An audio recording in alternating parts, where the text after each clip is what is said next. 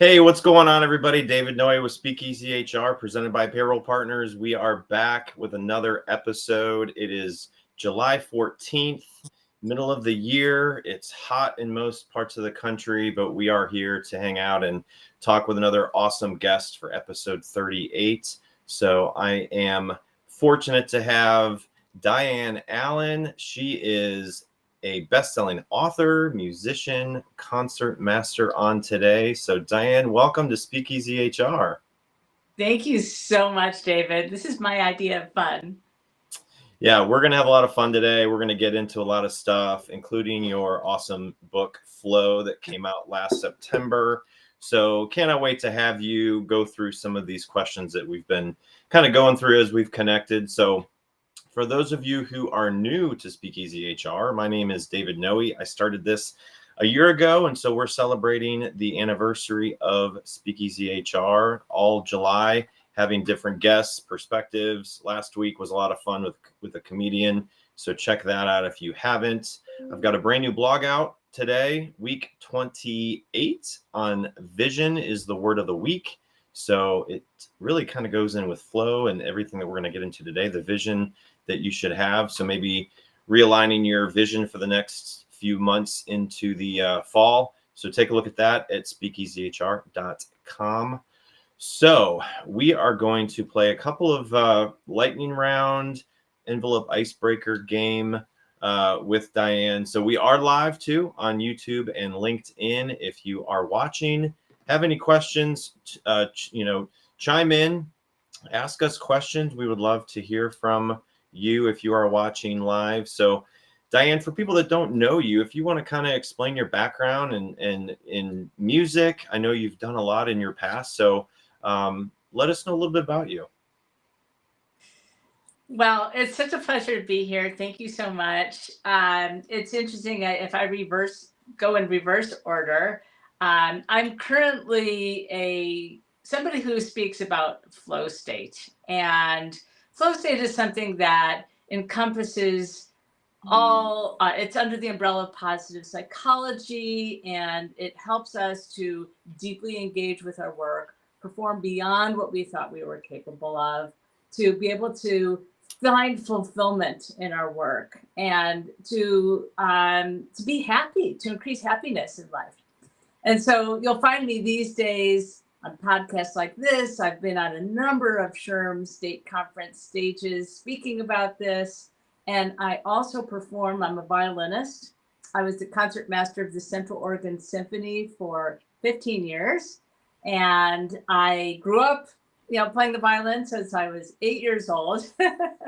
And so when a musician gets into the music, they're getting into the flow state. And when an athlete is getting into the zone, they're getting into their flow state. But everybody is wired for this. And there's no reason why we can't all experience the same that, people like me and athletes and my son who's a pilot, we rely on peak performance at all times.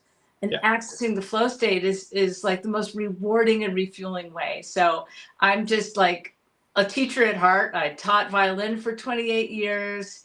And now I prefer to speak to many to help empower people to activate their flow state and to, really find the joy and meaning in your own work. Yeah. Yeah. And loving what you do, I feel like in this day and age and people having so many options of work, it'll change. I think technology and the way AI is shaping the workplace, things are going to change, and people, they want to love what they do and they want to feel passionate about their work. So a lot of people aren't there. They're just very disengaged with their job, their boss, their company. They change jobs every year or two. And so I think a lot of what you talk about in this book, Flow, is going to help people, or really a manager that wants to get into a better flow state with their team. So cannot wait to dive into all of that with you. And again, we are live on LinkedIn and YouTube. So if you are watching, feel free to chime in and ask questions along the way. So, all right, are you ready to pick a number 1 through 15 for the envelope icebreaker game? So think about your number And after this quick little segment, I will ask you for your number, and we might play a couple here. So hold on. Okay.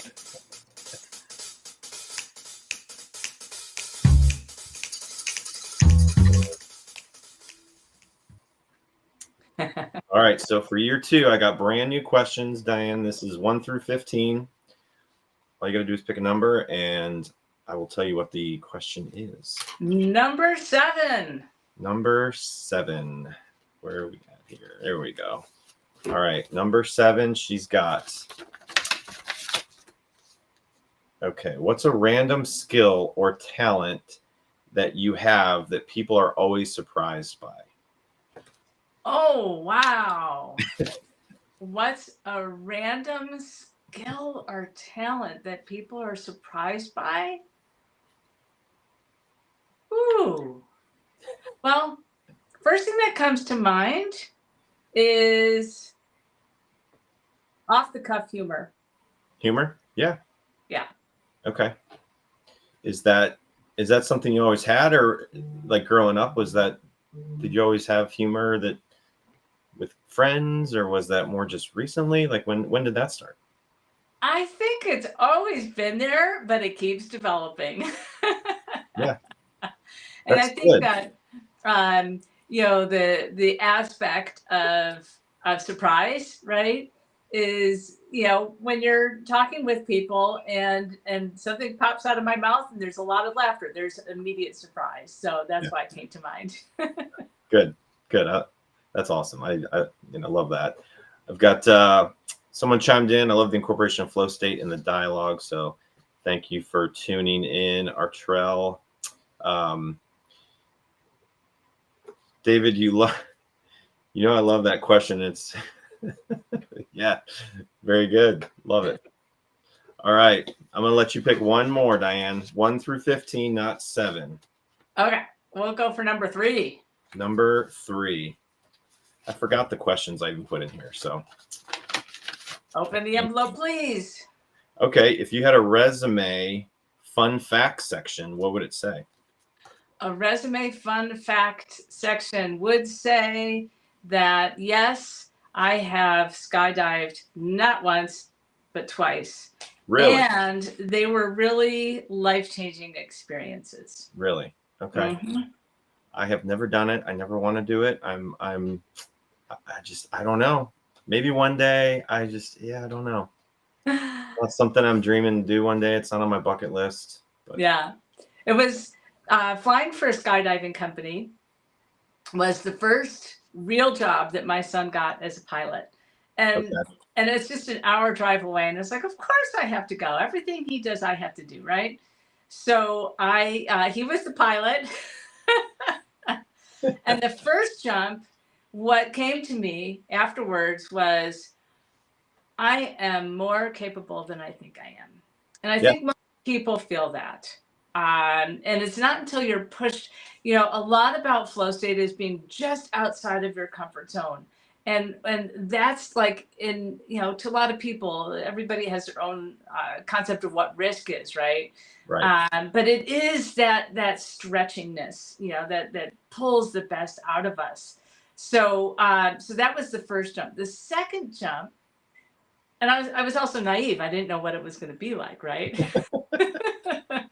The second jump, apparently, I was holding on to my son with my might right before the jump. And I woke up to him like pounding my arm. I guess I was like gripping on for dear life because I had already known what it was going to be like. The first time I was kind of like, okay, well, let's just do this, right? So I was already anticipating. And then in that moment, I realized I had a choice. Either I'm going to hold on to this fear or I have to let go. And I'm not kidding you. I saw in capital letters, TRUST, the word trust. I let go. We jumped. We did a backflip, came out on our bellies. We rode the wind. I could feel like what it must be like for a bird to feel the wind underneath their wings. I could feel us steering the wind.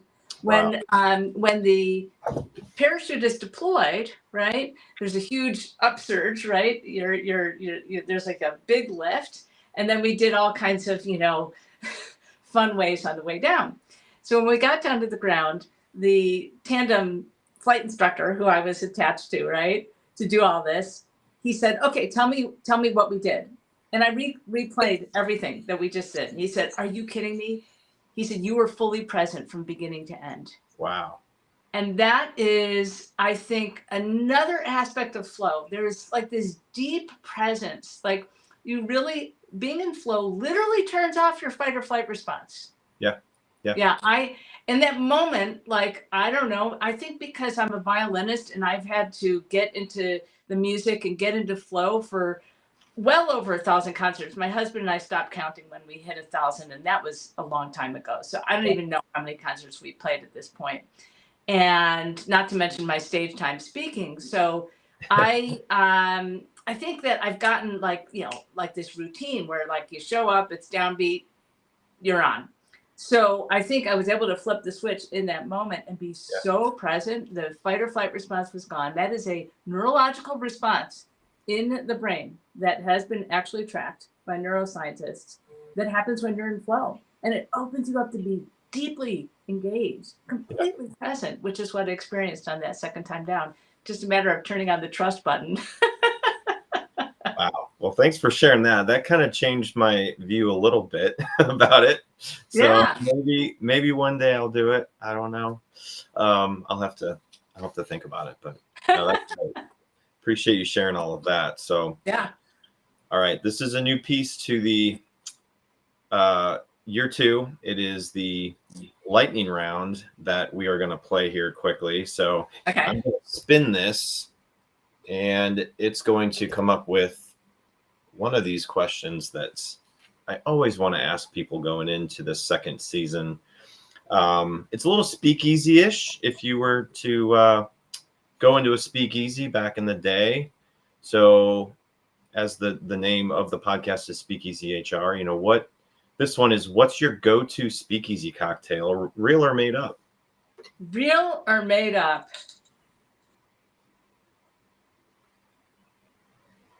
Feathers and boas. Feathers and boas. Okay. What does that entail? I was thinking of the flap dancers and their costumes. Yeah. Okay. What would be in it? Any specific mix, or what would be like in the cocktail? That I am completely naive about. I'm not a drinker. Maybe it's like a iced coffee, but it's got a fun name to it, like an espresso. Yeah. There you go. Well, good. Well, thanks for sharing a little bit about yourself, Diane. It's always fun to hear about people's past and how they, get into their work. And so I'm excited to really dive into this topic that you brought today. So before we do that, grab a drink of water, whatever you need. We have a couple of words from our sponsor, and then we're going to dive into it here in a few seconds. Finding a new employee takes time and money. For one position on a single job board, you could easily spend a minimum of $5 to $10 a day advertising a job post. It's worth noting that the average time it takes to hire a new employee is 36 days. However, it can take longer than that. You could find yourself paying hundreds of dollars a month for a single job board. And if you're using multiple job boards for multiple positions, this could add up to thousands of dollars a month. There is a much simpler and more affordable way of finding the right candidate. At Payroll Partners, we offer an applicant tracking system to help manage your hiring process. Our ATS is customizable, allowing you to decide which days you want to run the job and when to close it so you don't break the bank. And this feature lets you e-blast your network, posting jobs on multiple boards at once, all managed in one location. Payroll Partners, elevating your payroll and HR experience. So if you are watching and you are fed up with your technology for your company, payroll HR, look us up, payrollpartners.net. Would love to connect and hear about your pain points and just see if we can help you along the way. So, all right, Diane, we are going to dive into your topic, and it is lead with purpose, fuel performance. As you talked about being in music and athletes and workplace, everybody has performance, whether it's in their job, in their professional athlete career. It's all about performance and how do you do that with purpose. So, What is flow? And you have talked about it a little bit, but can you walk us through the neuroscience of flow and its benefits? Yes, let's go for it. Because we have to all get on the same page, right? And so I have a video. Let's see if it'll play. So the neuroscience of flow is such that there's a cocktail of peak performance hormones that get released in your brain, creating brain waves conducive to the flow state. The neocortex amps up, dramatically increasing learning speed, and the prefrontal cortex temporarily shuts down. And this explains why we lose a sense of time and a sense of ourselves, key indicators that we are in flow. And the key indicators are, let's see, oh, there they are. Losing a sense of time, losing the sense of yourself, which is kind of a funny thing to say. But when I say losing a sense of time, it's like you're so immersed in something and you just love what you're doing. It's that kind of losing your sense, sense of time. Maybe the time feels like it zips by really quickly, or maybe it goes by slowly, but like in a good way. And then when you lose a sense of self, it's because literally the neurobiology of flow is such that I already mentioned it turns off your fight or flight response, but you know what else it turns off? Your inner critic. Mm. That's that prefrontal cortex that gets temporarily shut down. So you are feeling liberated. You're feeling like fearless and uninhibited. Yeah. Another key indicator is when you have ideas and insights come in from out of the blue. Like, have you ever had like just random thoughts just pop in like from like out of nowhere? Oh yeah. That's another sign of being in flow. Getting things done, like things coming together with a sense of ease. Hey, David, have you ever gotten more done in 30 minutes than you had in the last 3 days? Yep. That's flow, okay? So you're finding times when you've been in flow by looking at these key indicators. There's a negative feedback loop is when you're pouring yourself into your work.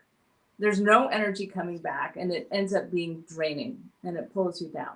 Yeah. But when you're working in flow, it is so rewarding that it refuels you and you get into a positive feedback loop. And the positive feedback loop is one thing, but its impact on mental health is another. I think we all remember, I think I have that slide up next year. I think we all remember Adam Grant in the pandemic talking about languishing. It was like, this is what we're all feeling. And it was such a relief to hear the word languishing. Oh, there's a label for what I'm feeling. Well, most people remember that, but what they don't remember is that Adam Grant specifically stated that the antidote to languishing is to activate your flow state.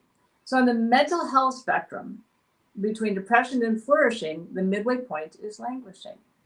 And you, the more you're in flow, like I mentioned, you're deeper you are engaged, right? Yeah. And so this is, under, like I said, under the umbrella of positive psychology. And so like this kind of hits on some of that psychological aspects. So experiencing more meaning, joy, and fulfillment.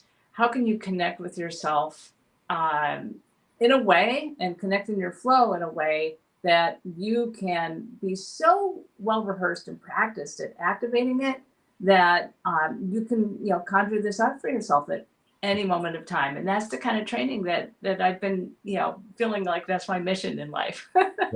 Yeah. So how does flow help people overcome uncertainty and disruption?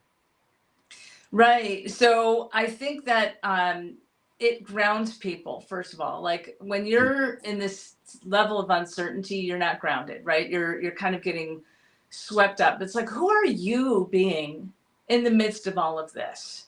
And I'd like to talk about, like, in a world of do, right? We get really caught up with that. And so when you're checking things off your task list, you do get a dopamine hit, but it's oftentimes like eating cheap candy. It tastes great in the moment, right? And then you feel crappy later on because that to-do list never ends. Yep. So the real question is, how are you being when you are doing? And I feel like when people are in flow, they are really being in their most unique self. They're your secret sauce. So Martin Seligman, he was the first person, yeah, I think this is right. The first person who, yeah, he's the person who came up with the term positive psychology. Positive psychology is taking a look at what's working well, reverse engineering it so that you can create more of that goodness in your life, right? Instead of all of the digging up all of the old stuff, right? So, and then flow is something that he mentioned, is that when you're in this state of flow, that you experience more happiness and joy in your life.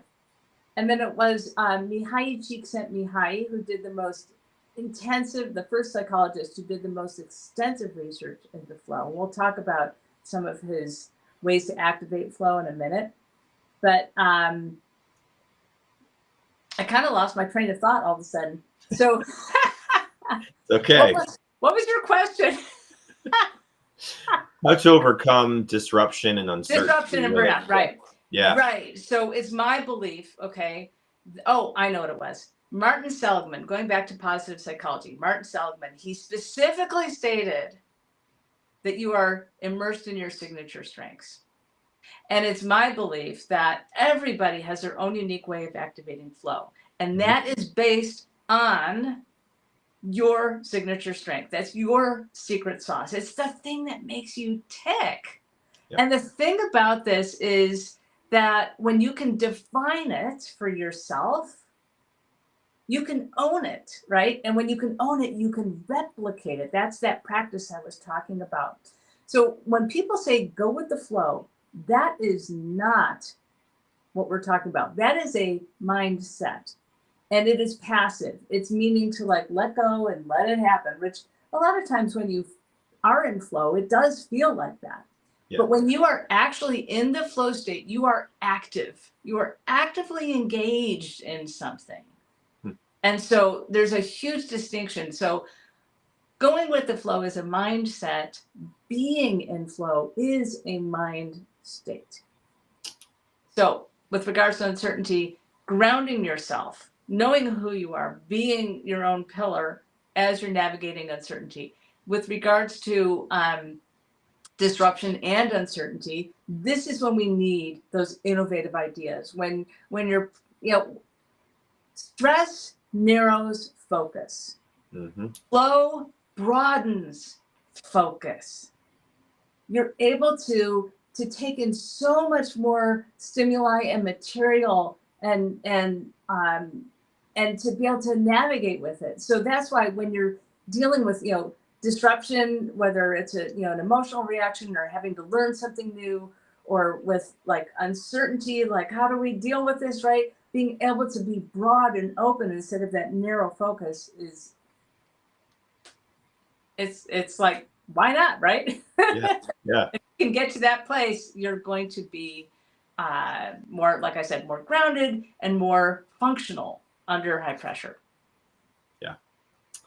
So you often talk about how flow engages employees in a way where their work refuels them instead of draining them. So is there another way to activate flow that's based on people's signature strengths and their sense of purpose in their job? Yes. Yeah. So I had, like I said, thousands of years, right? It's got thousands of years. I'm not that old. Thousands of concerts. Thousands of concerts under my belt, right? And it was really late in my career as a performing artist on stage with the orchestra.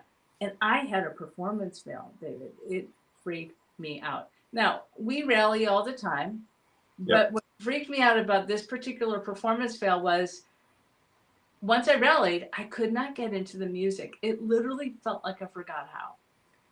So I was literally performing a concert, going through the motions. I was playing the right notes. That was it. And when you're a musician, people expect to have a transformational experience. They expect you to be in the music and be connected emotionally with it. That helps them to connect with their emotions, right? Yeah. There's a whole thing about group flow that we can talk about as well, that everybody on stage and everybody in the audiences gets into like this synergistic state of group flow. So the not being able to provide that in that moment was completely pulled the rug out from under my feet. I was like, how could this be? And literally, that was the night I sat down and I reverse engineered how I get into flow. So I'm going to walk you through the 3 steps. These are 3 prompts.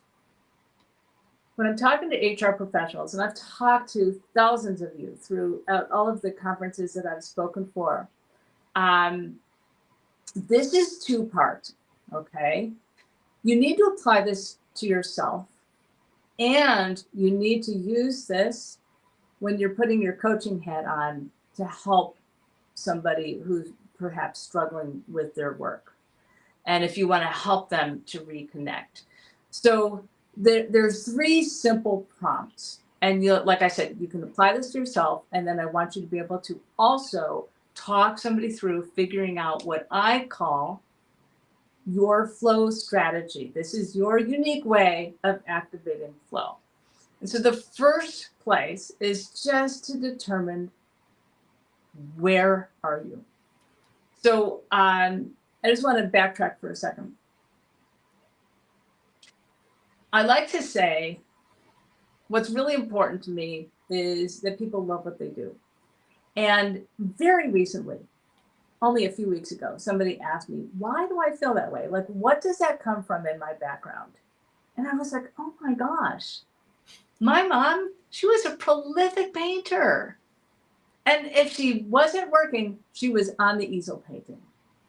So in her downtime, right, that's what she was predominantly doing. It was just her pride and joy and you know, her ability to be able to create something and, you know, right?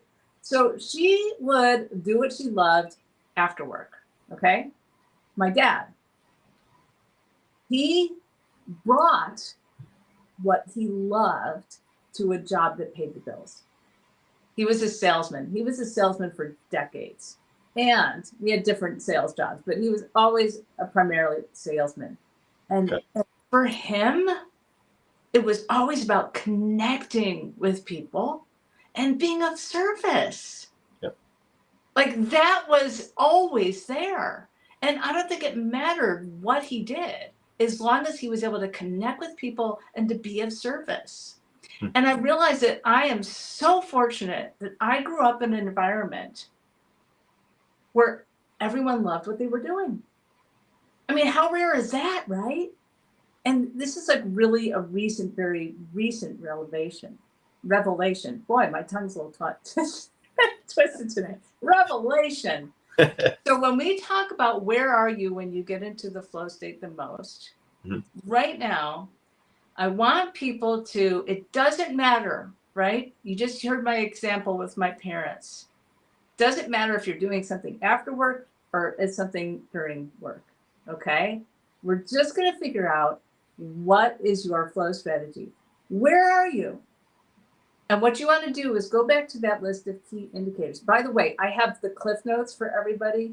That's a really antiquated term. We could say the AI notes, but I wrote them. So they're like an AI summary, but I wrote them. So they're like, yeah.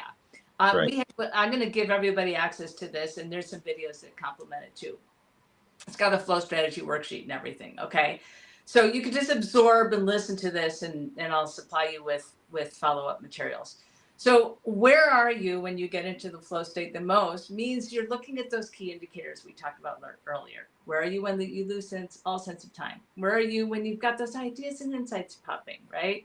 When you're fearless and uninhibited? Where are you when you get more done? Like with a sense of ease. You're in that positive feedback loop, and overall you're experiencing, you know, that mental health, right? You're flourishing, you're feeling more happy and fulfilled. Now, maybe it's one of those key indicators or 2 or 3, it doesn't matter. Just notice, where are you when you get into the flow state the most? Just observe, that's all. Then what are you doing? Like, so for me, I'm on stage playing music. What am I doing? I'm playing the violin, right? Captain Obvious, right? David and I, we already talked, right? Where is he? On the golf course. What's he doing? He's playing golf, all right?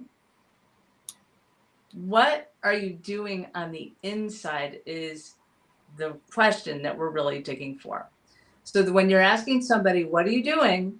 You're asking two. What are you doing on the outside? What are you doing on the inside?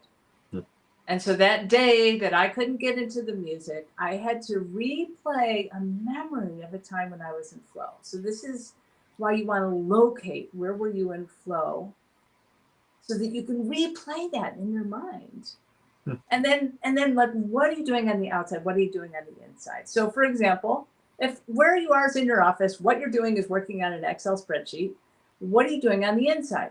Could be strategizing, could be problem solving, could be visualizing, right? Could be it's usually something that you're very drawn to. So that's what you want to look for, is some kind of quality like that. And when I defined this for myself, I was like, what am I doing on the inside?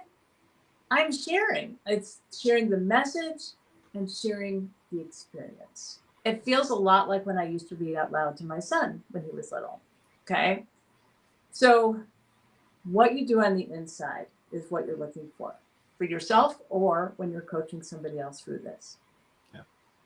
Why? Why is it so meaningful? We've heard what's your why a gazillion times, right? When I'm talking about why, I'm talking about the highest, loftiest values that we have. Peace, love, joy, equality, right? Wellness, expansion, right? Self-actualization, whatever it is, a very lofty, it's those concepts that pull the best out in us. It's something that we strive for. So why is it so meaningful for me to share the message and share the music? Unity. There's something about music that unifies people. You've got everybody on stage. I led a giant team of over 100 people. And then you've got the entire audience. The place that I performed sat 3,000, and it was oftentimes filled. So we are unified through the music. And that's why sharing the message and sharing the experience was so meaningful for me. So that's an example of flow strategy. So what you're doing on the inside is your most compelling internal self-motivator. That's that thing that makes you tick. That's your secret sauce. And when you can define that, right, you can replicate it.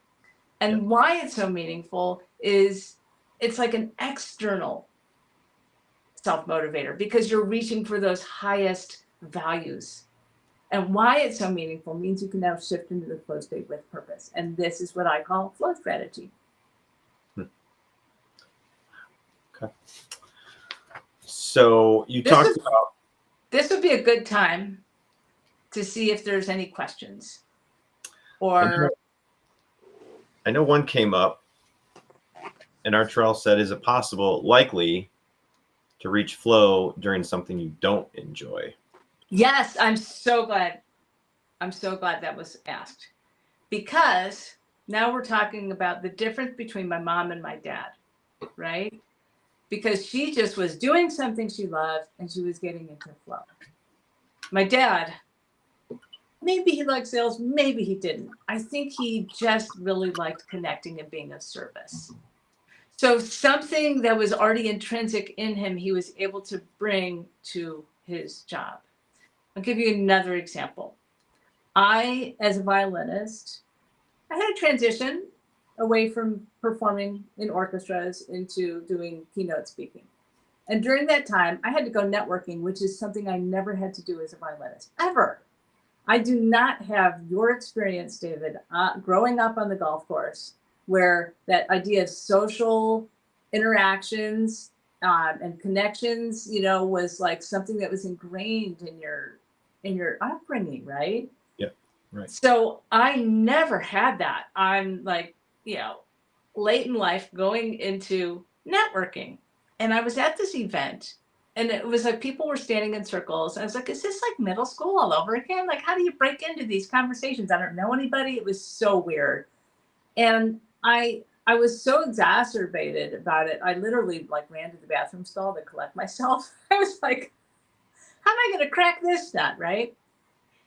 And I was like, okay, I'm just going to go out there and I'm going to awkwardly hover around a circle of people, and I'm going to eavesdrop.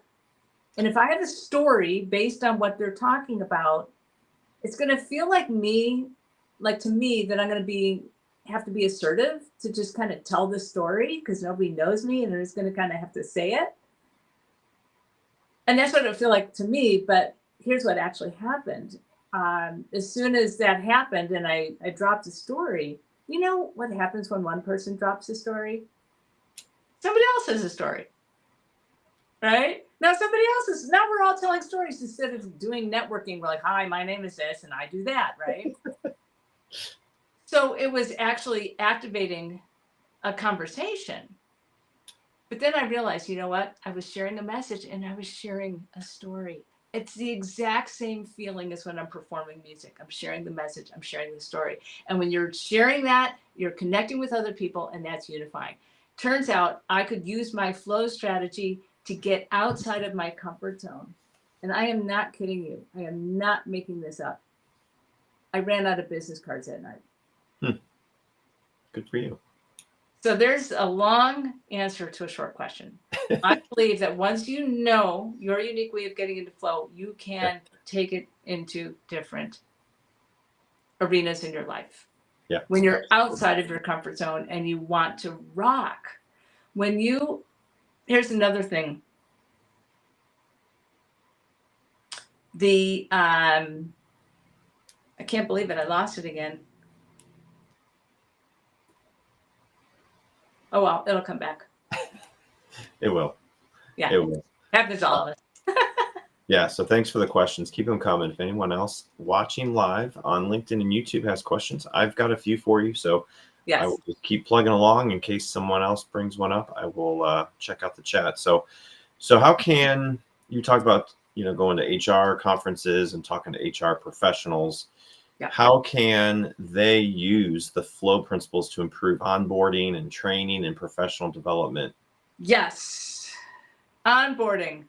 You can let's go back to the 3 prompts for figuring out a flow strategy.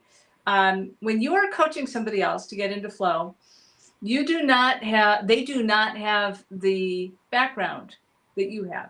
I've already given you education on the neuroscience of flow. How do you know you're in flow, right? I've already kind of outlined that as positive psychology, right?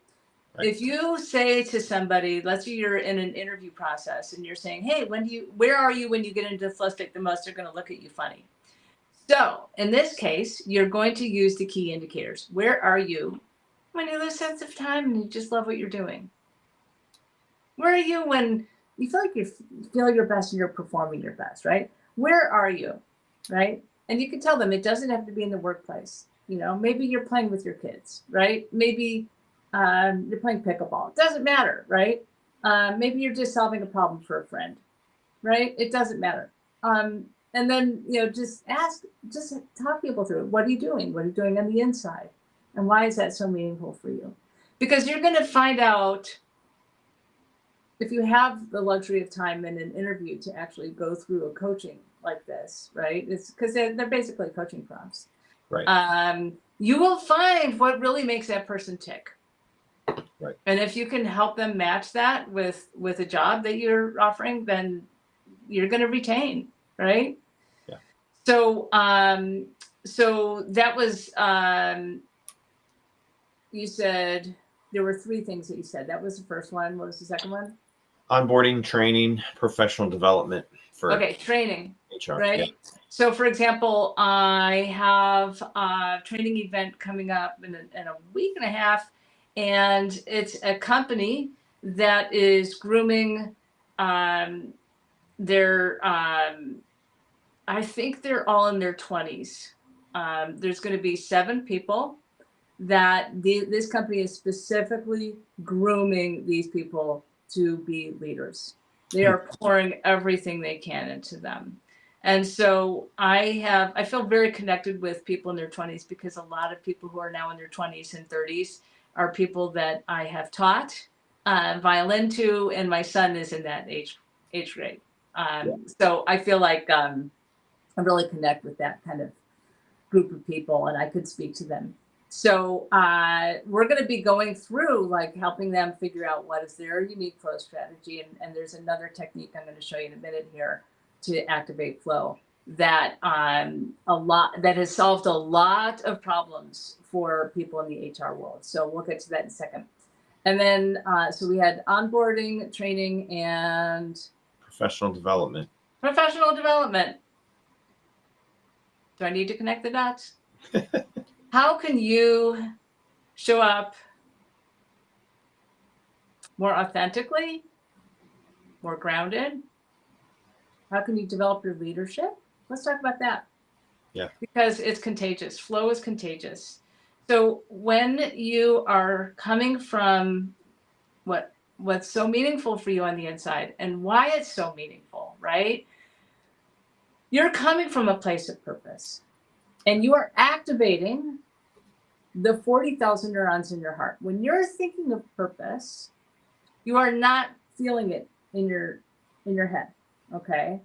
So when you're thinking of purpose, it activates the 40,000 neurons in your heart.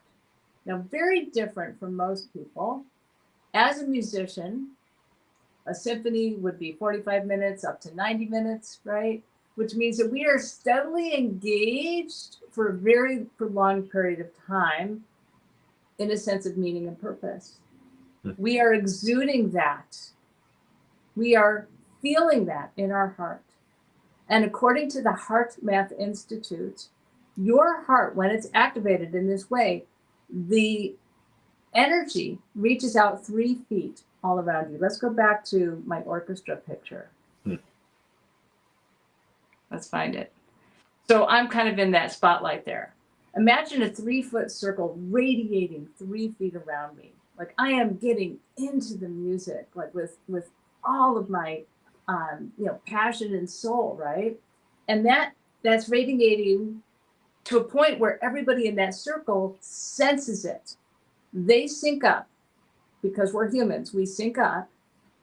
It's basically like the energy of enthusiasm, but according to the Heart Math Institute, it's a physical thing. We sync up. Now, those people are going to be radiating their 3-foot circles all around them. And the ripple effect continues. And now the audience is looped in. And this is how I don't know if you thought about this, David. I'm leading without speaking a word.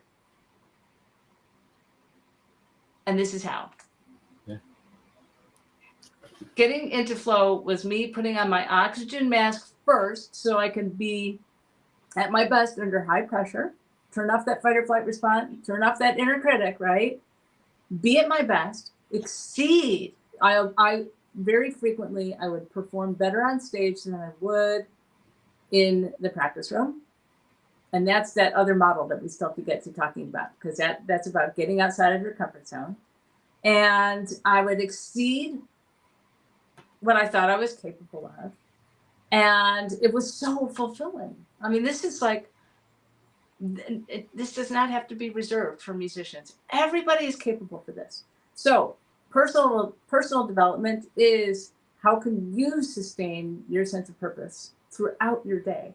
Because it is going to like really amplify and magnify so many things for you in your workplace and for yourself. Come home at the end of the day less drained. Influence people. Yeah. That's all. Definitely. No, I love that. I didn't really think about that much until you brought it up. So I'm going to look at that picture behind you and just people in an orchestra and an audience a little different, because I didn't really think about it that way, but it's so true. Yeah. As you've experienced it and been able to do it under high pressure and have peak performance and just like you said, you perform better than you do at practices, and it's it makes a lot of sense. So I have a cousin who struggles in life, and whenever we have a big family gathering, I have to see this person who it's sad, and unfortunately this person will just kind of start talking about all of their woes and they won't stop. And I know this pattern, and I don't want to be I don't want to be somebody's sounding board to just, hear this endless stream of, I don't feel like it serves my cousin, and it just brings me down, right? And I literally, because of my experience performing music, I remember I knew I was going to see this person. I wanted to make the most out of it. And I decided to just look at her and smile, and to feel the joy, feel the kind of joy that I feel right in this environment. And I held on to it really strongly. I held on to the vibe of it. I held on to the facial expression of it. It took her about 10 minutes, but you know what happened? She started smiling. And then she wound up her conversation. Like, she realized she didn't have to continue talking about it. Like, we just ended up like kind of smiling and chit-chatting about light stuff, Yeah. And so sometimes, the everybody's under so much stress, and if you could lead non-verbally, this is an example of, how I experienced it directly on purpose, right? Yeah. Well, you bring up a good point, because like your cousin, I'm sure people every day in their workplace, if they're in an office setting, right? Like if they're at home, they don't really have to interact like you would in an office setting where you're talking to people. So it's similar to what you've experienced with your cousin, when people are around you at work and they just bring down morale, right? And they just bring down the team, and everyone's in a different mood because one person might just be so down and so negative, and it just spreads, right? So This is how you flip the switch. yeah. David, I know you've got a list of questions, but we have to do this, okay? Yeah, go for it. So I talked about Mihai Csikszentmihalyi, and this is one of his book on flow. He talks about many, many, many different ways to activate flow. When I speak, I have spoken at so many HR conferences that this has been a huge problem solver for them. Okay. So in case you can't see this clearly, it's a Venn diagram with 3 circles. It's got skill, challenge, and purpose. And so this is the universal entry point into flow. We talked about my thought leadership, which is flow strategy. And that's how people uniquely get into flow. This is how everyone gets into flow. Okay. So a skill, if you think about just skill and purpose, skill and challenge for a second, a skill without a challenge is not going to ignite anything. A challenge without a skill is not going to ignite anything. It's the 2 together that activates flow and brings out the best in all of us. So I want you to think about this. If you think about the gaming industry is all built on the interplay between skill and challenge. We've all played a game, right? You start playing a game, it's hard, you get skilled up just by doing it over and over again. And then right when you're feeling on top of it, boom, you get the next challenge, right? So when you get to that top of that, okay, oh, I got this, right? There's that dopamine hit again. Boom, next challenge. Now you're out of your comfort zone again, right? Now you're going to want to, what that dopamine hit felt like. So you're going to go through the next level of skilling up, right? Yeah. And so this is how the entire gaming industry was. I mean, they have this down to a science. We've all experienced it. Now, here's the deal. Once again, we're getting back to eating cheap candy, right? Because if that's all you're doing is this interplay between skill and challenge and skill and challenge and skill and challenge, at some point it's not healthy, right? We've heard about the addictiveness of this. It's purpose. That's the 3rd circle on here. That's what grounds everything. Yep. Without that, you're just going to spin and spin and spin. It's that like I talked about earlier, that do without the being part. So when you think about at the intersection of skill, challenge, and purpose, volunteer work is a perfect example. It's got a group of people coming together with a variety of skills, all doing it for a purpose. And it's challenging. And in this environment, people love the hard work, right? It's fulfilling and meaningful. There's collaboration. There's people ideating, right? They're coming up with solutions, right? So So how can you create this in your daily workplace? It's to use this skill, challenge, and purpose as a lens to look through, as maybe an assessment tool or as a planning tool. So somebody shared with me, this was at the Northwest Human Resources Management Association It's a mouthful. pre-conference workshop. And this woman shared that she said, I knowingly hired somebody who is overskilled for the job. I've been very nervous about retaining her. And she said, I have been so on eggs and, walking on eggs, like not even knowing how to broach the topic with her. But she says, now I know. I just have to ask her, what are there skills you'd like to be learning that we could support you with? What kind of challenges do you like? And are you finding enough purpose in your work? Exactly. At that same event, somebody else shared, learning a new skill is a challenge and purpose will keep you motivated. But once that skill is honed, you've got to re-challenge it and repurpose it if you're going to keep somebody engaged with their work. Yep. Alaska. I was at the SHRM conference last October. After I talked about skill, challenge, and purpose, this gentleman came up and he introduced himself. He said, I process all of the workplace injury reports in the fishing industry in all of Alaska. This is a huge industry. Yeah. He said, there are two jobs I want to describe to you.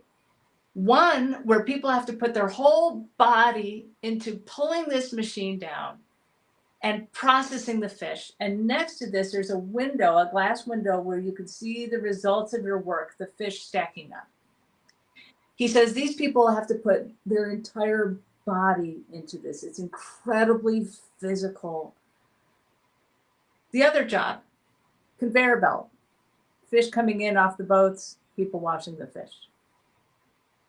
All right, David, which of these two jobs has the highest workplace injuries?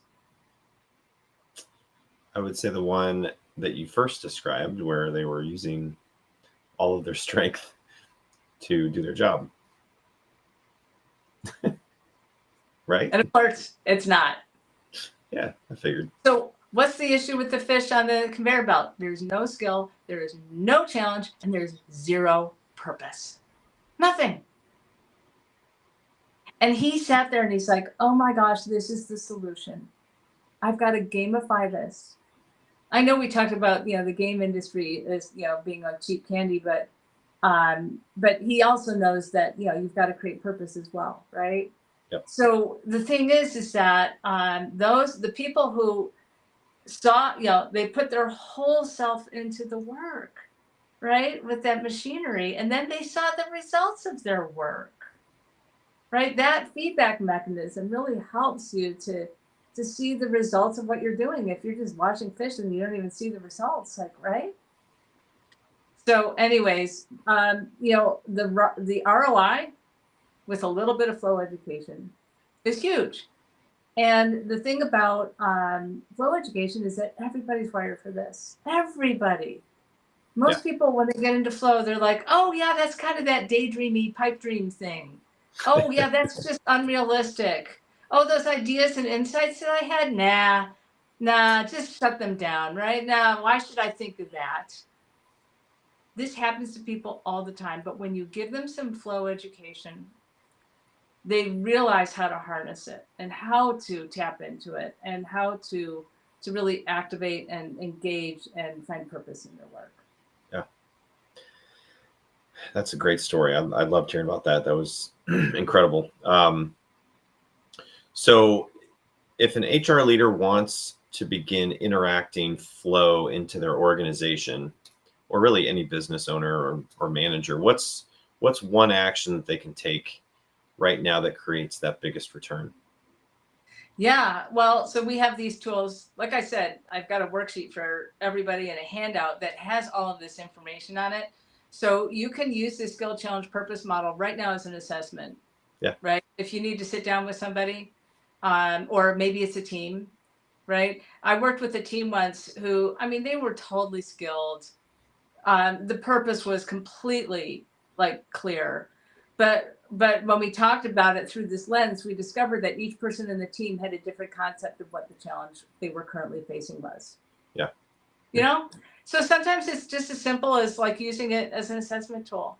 Then, and then, helping people figure out their own unique flow strategy, right? Being in your flow strategy, right? Because we talked about that energetic energy of enthusiasm and how it influences other people in such an amazing way. So those are some quick things you could do right now. Yeah. We did talk about our brand statements, you and I, before we got on. Yes. And I wanted to bring those up because I think this is such an important piece for everybody that's really going through and learning from you, Diane. So I created mine a few months ago. My personal brand statement is really, it's really encompassing everything that I'm involved in right now in my day-to-day work, in running a business with my wife.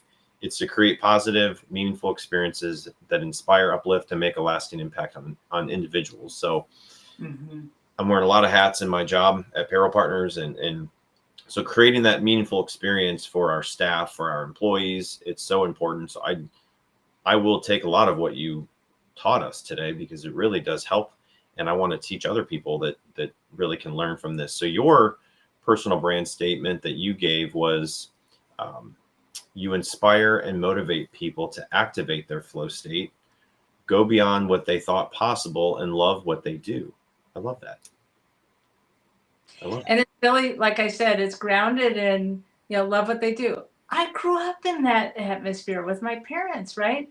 And I to be able to connect that dot and to go beyond what you thought capable of came from a question that was asked of me as like kind of a journal prompt. And it was like, what's the most common thing other people say about you? And it was, Diane gets me to do things that I never would have done before. And so to go beyond, and I think that's like integral with activating flow, like to get out of your comfort zone and be able to thrive and flourish. Yeah. Well, if you haven't heard of this book, Flow, I strongly suggest people to go out. Amazon, you can find it, correct? You can go, where else can you get it, Diane? Barnes and Noble. Barnes and Noble, Amazon. So it's Flow, Unlock Your Genius, Love What You Do. I think it's an incredible book for people that don't love to read. It's not very long. So it's a really easy read. And it's one that I think you'll read and want to pass down to other people that you work with or family members. And it really is, I think, one of my favorite books this year that I've gone through. So well done on this. And I really hope other people take advantage of your work there. So I did want to bring this up for people that are watching live. This is a QR code to a site for Diane. And if you want to tell a little bit about what they'll get when they scan on this, Diane, and obviously we'll let people know where they can reach out to you if they're listening after the fact. But where does this go to? So this is just to a really quick little survey, and then you'll get access to a web page that has all of the notes that we talked about, plus the videos. There's a lot more information that we didn't get to today that's covered there. And it's an abbreviated version of the book. The book is the one that incorporates all of the stories and application, stories of things in action. Yeah. Perfect. Well, good. Well, I really enjoyed our conversation. I love the stories you shared. I think what you're doing is fascinating and very important and fulfilling, it seems, for you. So well done on everything you've been doing, and best of luck. Is there anything coming up in the next few months? You said you were going to be doing some other speaking engagements, but where will you be, or any events you want to talk about and promote? Oh, not at this time, but I have some exciting things coming up. Okay. And I've been very involved in a music production project and a video production project that is taking up most of my summer. And then I have a lot of conversations in the hopper about events to come. So a little too soon to say. There you go. Well, good. Well, if you're on LinkedIn and watching, make sure to connect with Diane on LinkedIn. Or if you, by August 1st, if you email Diane, what's the email to connect with you to get their free book? So the first 5 people who would like a free book that I will mail to you, and we're going to include a door hanger that says "Do Yep. not disturb. I'm in my flow." Yep, I got that. A lot of people have found a lot of joy in putting that on their office door so that they can focus and create a safe boundary for themselves to stay in flow. So the first 5 people, you can email me or send me a direct message on LinkedIn, and I'll give you the email address. It's diane@dianeallen.com, DIANEALLEN. And by August 1st, on or before August 1st of 2025, and I will be happy to mail you a book. I'll even sign it. There you go. So go get your free book, contact Diane, and she will send it to you. And I did get my signed copy here, so take advantage of that if you are looking for a new book, and definitely recommend it. So Diane, it's been a pleasure to talk to you. I'm so glad we had you on today. I learned a lot and cannot wait to hopefully connect in the near future. But thanks for coming on. Thank you. Yeah, it's been great. So I wish you all the best. Have a great summer. And for those who are looking out for new episodes, we've got another one next Monday. So be on the lookout. It is posted on LinkedIn as an event. So episode 39 is next Monday. So Diane, thanks again. We'll talk to you soon. Thank you. Bye. Bye-bye.